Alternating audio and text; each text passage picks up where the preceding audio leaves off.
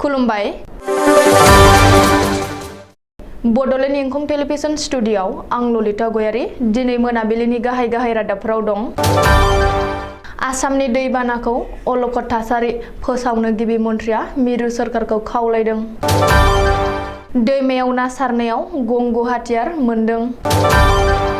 सिलचरनि अबजारभेशन हमनिफ्राय साबा रहिंग्या गथ'साफ्रा खारखोमादों। गसाइगावआव सासे उन्दै हिनजावसानि गोथै देहा बोखांदों। बालागाव ओनसोलनि रायजोफ्रा लामा जेंनाजों मोगा-मोगि जानांदों। तामुलपुराव मैदेरनि गाग्लोबनायाव सासेनि जिउ खहा। मेघालयआव लामा जाब्रबथाय सा-14आ गोब्राब जोखोम। धेमाजियाव सासे फोरोंगिरिया गावनि फरायसाखौ प्रप'ज खालामनायनि थाखाय सासपेन्ड जादों। दानिया फैदो आबुं रादाबाव।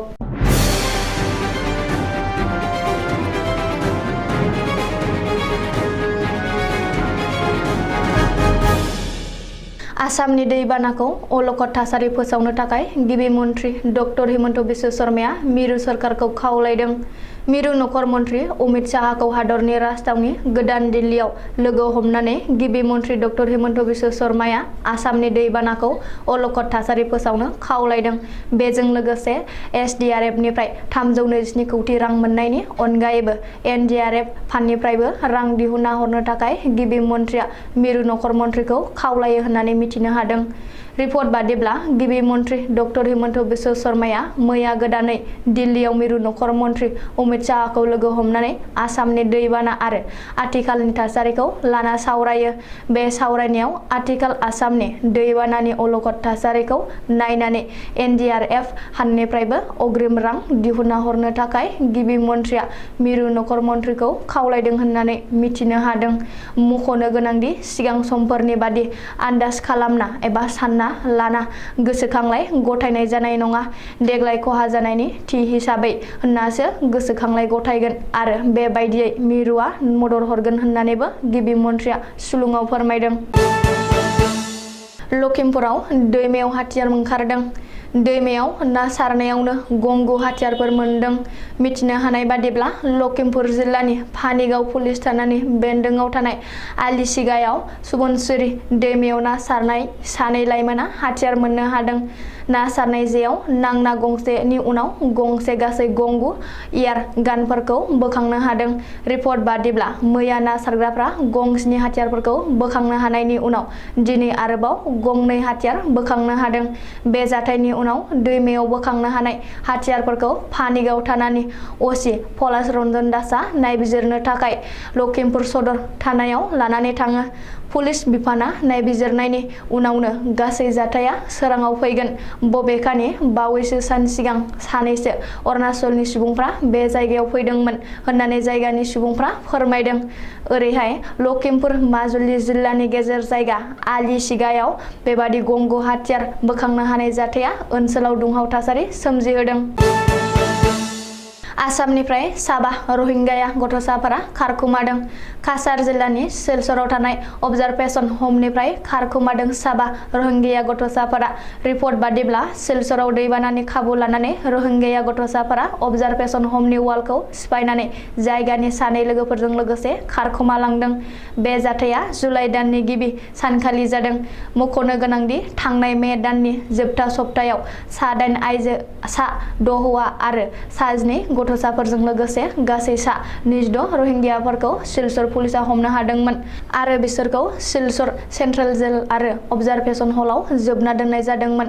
नाथाय गिख्रंथाव दैबानाया सिलचरखौबो गोदो होनानै रायजो राजाफोरखौ हालाय-हाफाय खालामनाय समावनो खाबु लाना साबा रहिंग्या गथ'साफ्रा अबजारभेशन हमनि वाल सिफायनानै खारखोमालाङो। गसाइगावआव सासे गथ'सानि गोथै देहा बोखांदों। फाथो आबादथिलिनिफ्राय बोखांदों उन्दै हिनजावसानि गोथै सह। क'क्राझार जिल्लानि गसाइगाव महकुमा साबकाटा पुलिस आउटपस्टनि बेन्दोंआव थानाय उपेन्द्रपुर गामियाव सासे 4 बोसोर बैसोनि हिनजावसानि गोथै सह मोननाय जाथाया ओनसोलाव रायजो राजाफोरखौ सोमखिखांहोदों। हिनजावसानि गोथै सहखौ निकिता मुर्मि होननानै सिनायथिदों। मिथिनो हानाय बादिब्ला निकिता मुर्मिया मैया मोनाबिलियाव बोरमा लायनो थांनायनिफ्रायनो न'आव फैफिनाखैमोन आरो गोमानानै दङमोन।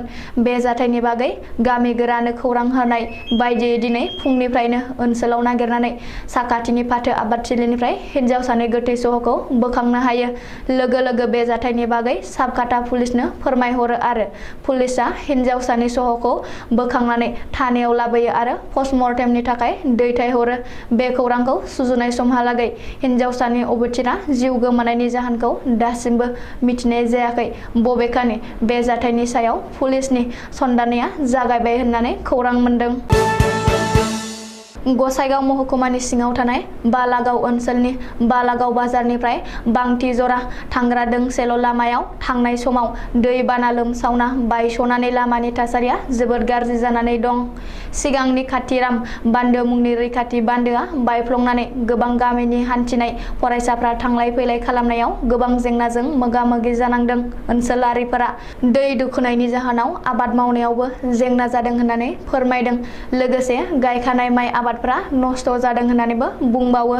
गामिनि रायजो राजा आरो जमदुवार ब्लक इउपिपिएल आफादा सोरखारखौ थाबैनो अन्थाइ बान्दोनि राहा खालामनानै होनो खावलायदों आरो जेन थाबैनो लामानि हान्थिनाय सुबिदा मोनफिननो सोरखारखौ खावलायहरदों।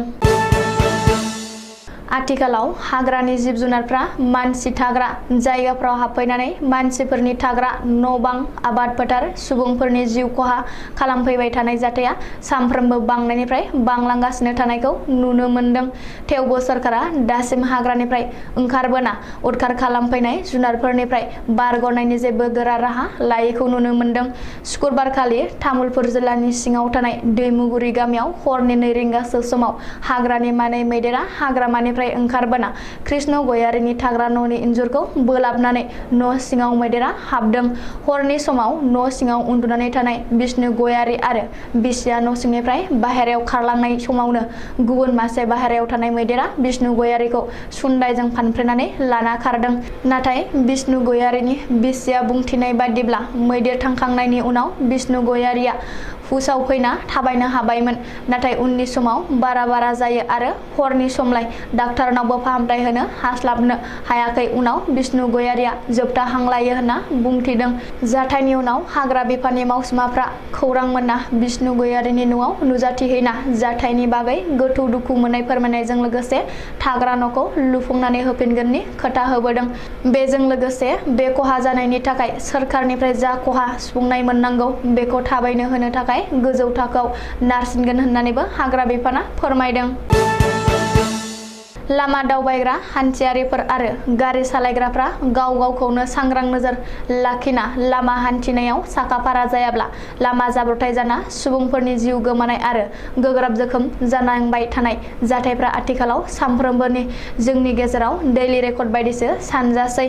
मख'जाथावदि सुक्रुबारखालि हरनि 2 रिंगासो समाव मेघालयनि गार' हिल्स फुलबारि थाना ओनसोलाव गुवाहाटीनिफ्राय मानकासार फारसे खारबोबाय थानाय गंसे पेसेन्जार बास गारिया हरखाबै लामा सेरनि खरसे फुख्रियाव गलांनानै बास सिङाव थानाय गासै 14 दावबायारिफ्रा गोब्राब जोखोम जादों। सुलुङाव मिथिनाय बादिब्ला बास सालायग्राया बासखौ कन्ट्रल खालामनो हायैनि थाखायनो बेबादि लामा जाब्रबथाय जादों होननानै मिथिनाय जादों। उननि समाव बास सिङाव थानाय दावबायारिफोरनि गोब्राब होस्रिखावनायावसो खाथिनि सुबुंफ्रा फैनानै देहा रैखाथिनि थाखाय खाथिनि देहा फाहामसालियाव थिसनथाय हरो। मोजां मोननाया खाना बुंनाय रावा थारै मोगथाङाव महर मोनना सासे फोरोंगिरिया गावनि गोसोनि हास्थायनायखौ जाफुंहोनो थांनानै गावनि थाखोनि फरायसुलिखौ प्रप'ज होना गावनि साख्रिनि मासिखौ एंगारनांदों। मिथिनाय बादिब्ला बे सोमोनांथाव जाथाया धेमाजि जिल्लानि दीनदयाल उपाध्याय ग्रामीण कौशल योजनानि मिरुआव जादों। जेराव गावनि मोजां मोननायखौ फोरमायथिनो थाखाय फोरोंगिरिया आखायाव बारसे बिबार लाना गाव मोजां मोननाय फरायसुलिनि सेराव फैना थाखो खथायावनो फिल्मफोरनि बायदि प्रप'ज खालामफैदोंमोन। जेराव सेराव थानाय माखासे फरायसाफ्रा मबाइलनि जोहै भिडिअ दैखांना ससियेल मिडियायाव भाइरेल खालामना होदों। दायो प्रप'ज होनाय फोरोंगिरिखौ फोरोंगिरिनि मासिनिफ्राय बोख्लायो आरो फोरोंगिरिजों प्रप'ज खालामजाग्रा आरो भिडिअ खालामनानै भाइरेल खालामग्रा फरायसाफोरखौबो 7 साननि थाखाय फरायसालियाव हाबहोनो माना। दिनैनि रादाबा एसेनोसै। गोजोन्थों।